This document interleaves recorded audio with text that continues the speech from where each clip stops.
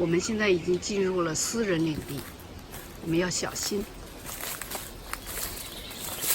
不要被抓住。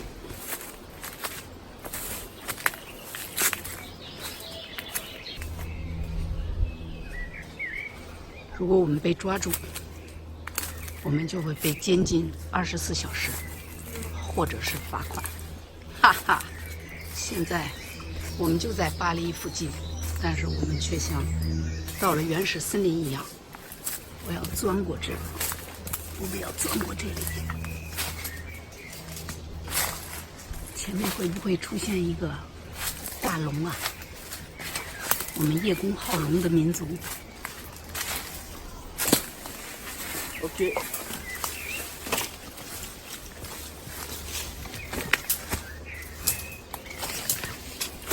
现在我们要从这里穿越。我这个小鞋还挺滑的，我这小皮鞋，看我这小皮鞋啊，皮底儿，看得见吗？看不见，我转不过去。行了，我小心点吧，我别在这摔一头破血流。哎呦，等会儿啊！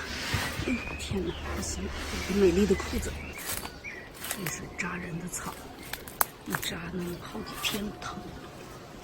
不过它也活血，有的时候疼痛也是美妙的。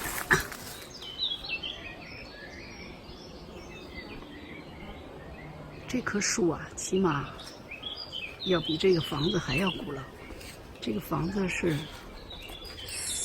400多年，快500年。这棵树肯定有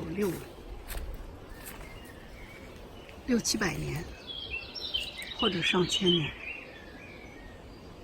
它见证了所有的历史。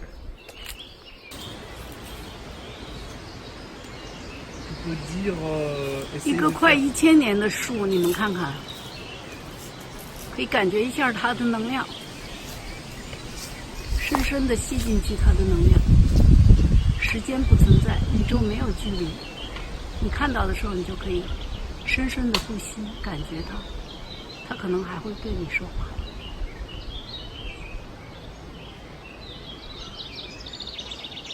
深信这些，像孩子一样生活，非常美好。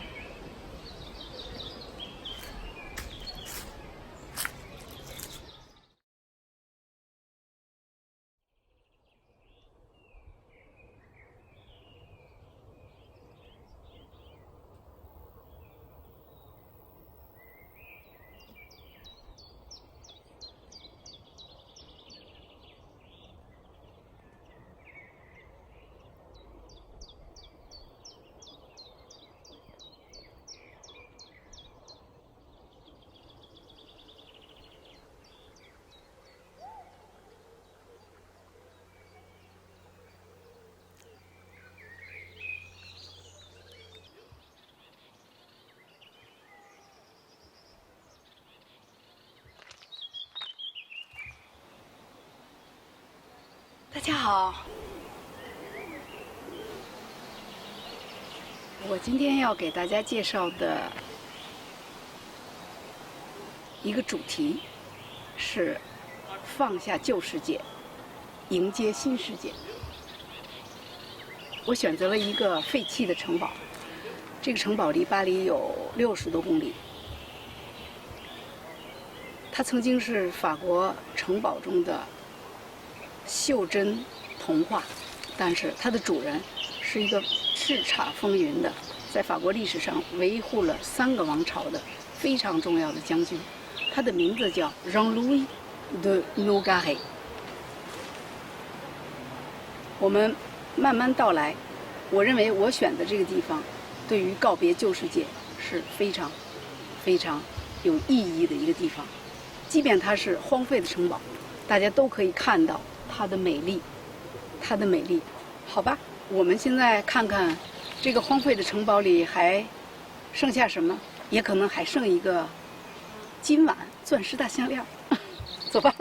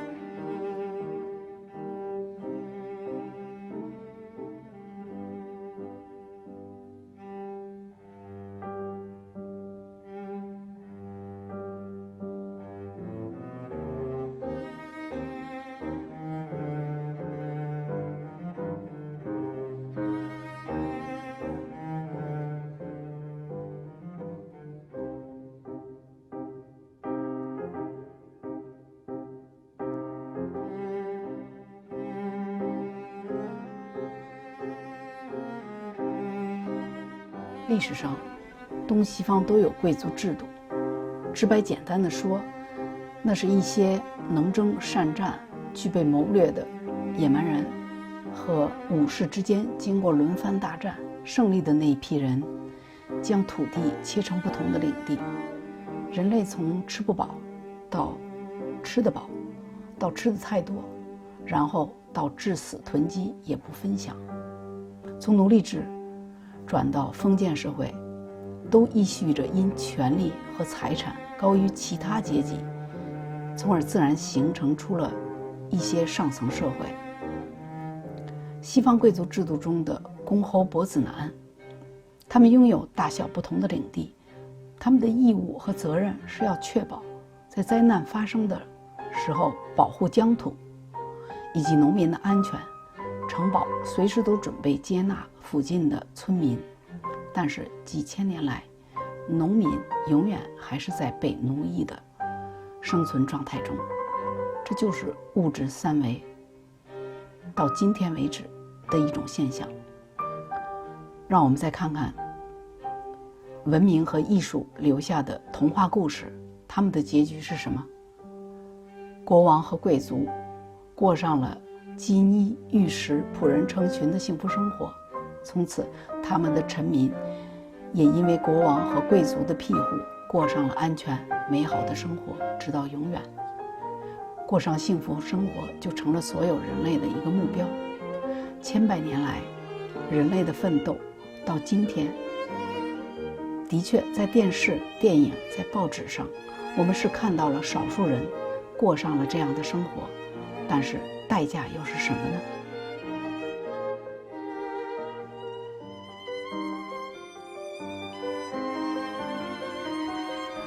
大家跟我转了一圈，是不是看见了吗？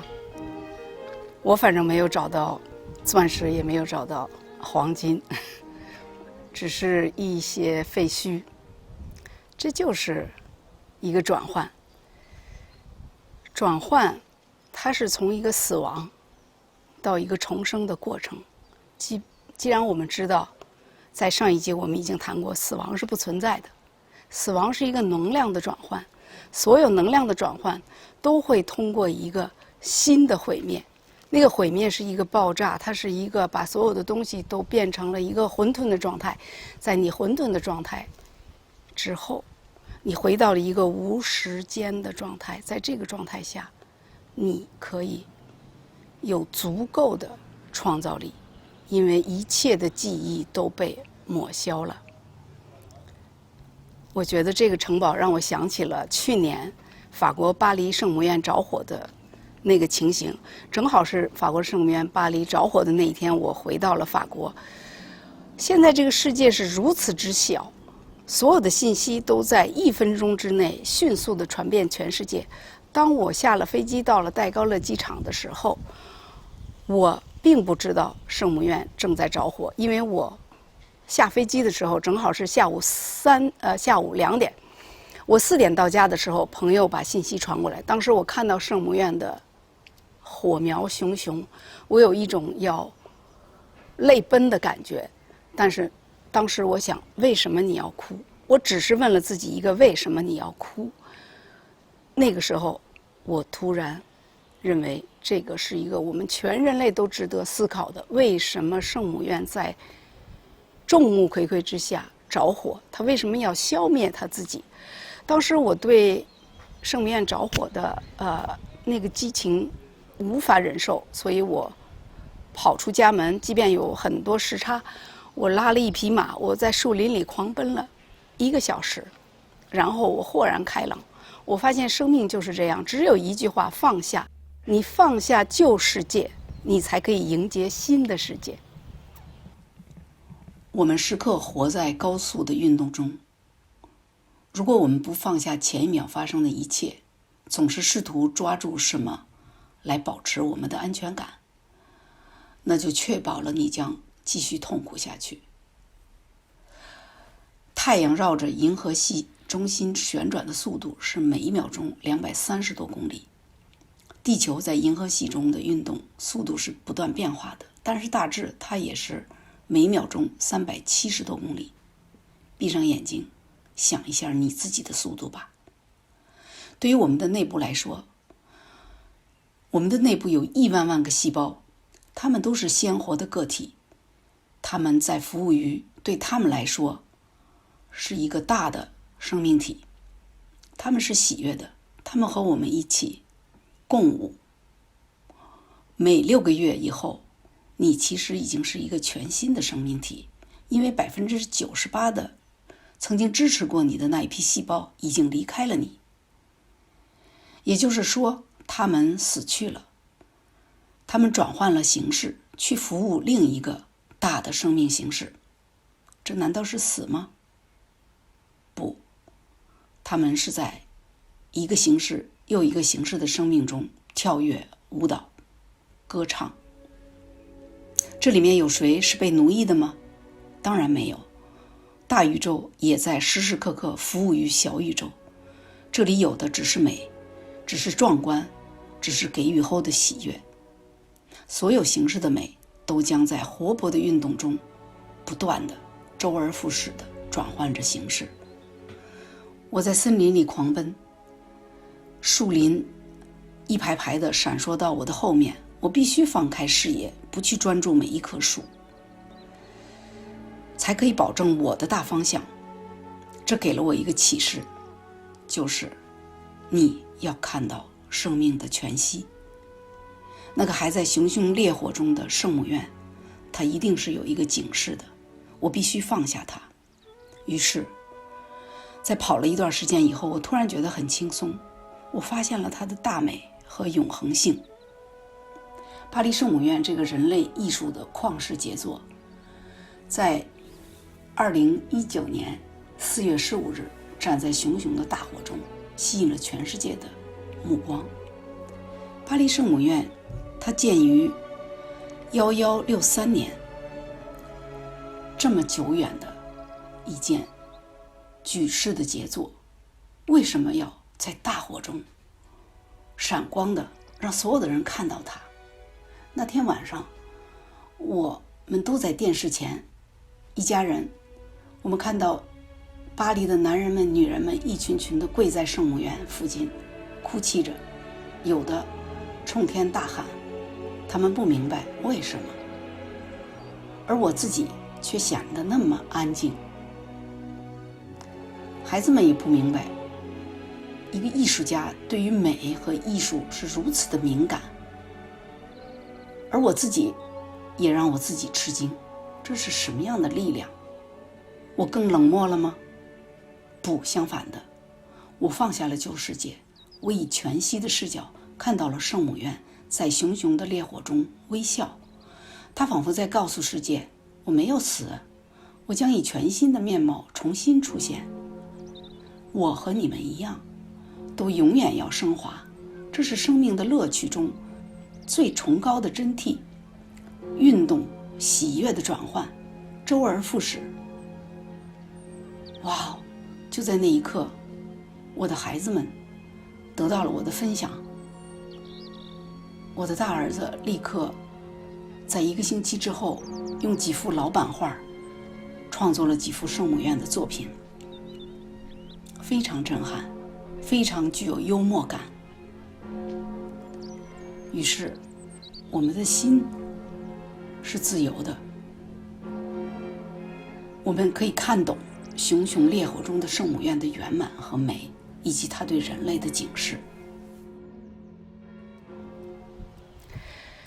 这样一个城堡曾经在法国是如此重要的一个人物，他的城堡今天变成这样，所有的人都可以进来，有的人进来毁掉它，有的人进来惋惜它，但是我们并不知道它真正的结果是什么，也可能这样的城堡就是未来新世界的一个开端。